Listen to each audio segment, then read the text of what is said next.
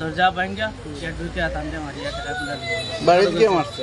জি গরুর ভিতরে আমরা আমার ভাই এখন বড় ভাই ঘটনা তো আপনার এখানে আমার ভাইয়ে জমি বিক্রি করে নিয়ে বড় কিছু টাকা রাখছেন প্রায় 10 লক্ষ টাকার মতো।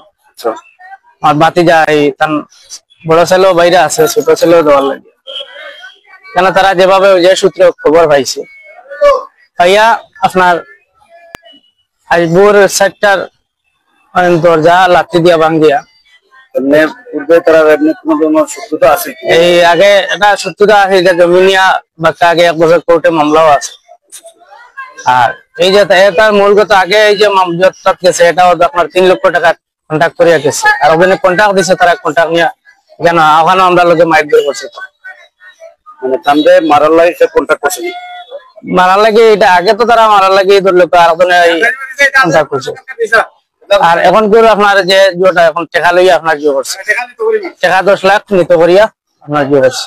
ঘটনা কোন সময় করছে? এই 7টার আগে, 7টা বছর আগে। জি। আচ্ছা, আপনি নাম জানেন? ফারুক। ভাই আপনার কোথায় বাড়ি?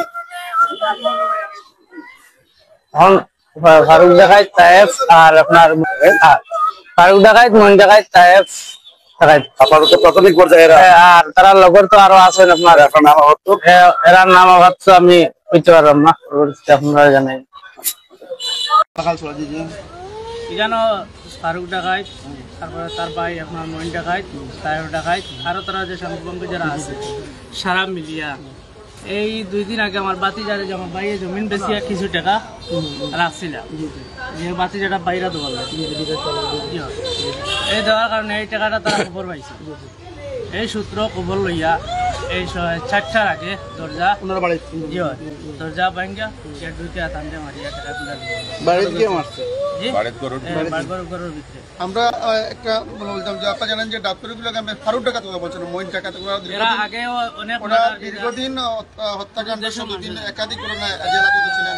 কয়েক বছর পুরো তারা জামিন পেয়েছেন এবং জামিন পাওয়ার পর তাদের অভিযোগ হচ্ছে যে আব্দুল হান্নান হানাই বাড়িতে জমি বিক্রির বেশ কিছু টাকা ছিল এবং এই টাকাগুলো নেওয়ার জন্য আজকে ভোর 4টার দিকে ফারুক, মইন সহ তাদের আরো কয়েকজন সহযোগী, তায়েফ সহ আরো কয়েকজন সহযোগী আব্দুল হান্নান হানাইয়ের বাড়ি বসত বাড়িতে গিয়ে হামলা চালান এবং তাকে এলোপাতাভাবে কুপিয়ে পিটিয়ে হয়তো গুরুতর আহত করে তার যে নগদ টাকাগুলো আছে সেগুলো তারা নিয়ে যান।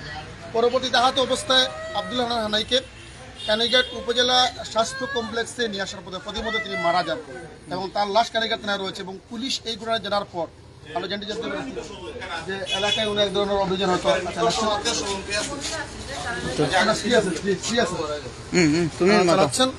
আমরা বাইরে হচ্ছেন আমরা